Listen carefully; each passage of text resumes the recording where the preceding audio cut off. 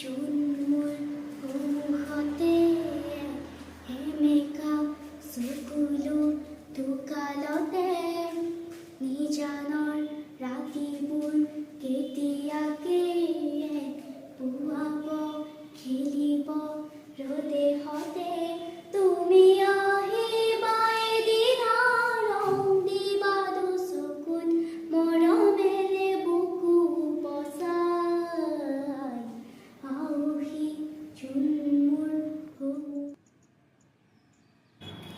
আপোনালোকৰ সুবিধাৰ্থে মই এই বিল্ডিংটো দেখুৱাই দিছোঁ।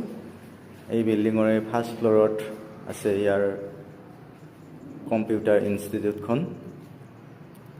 আমাৰ পাথৰিঘাট SDC অফিচৰ ঠিক সন্মুখতে এই বিল্ডিংটো।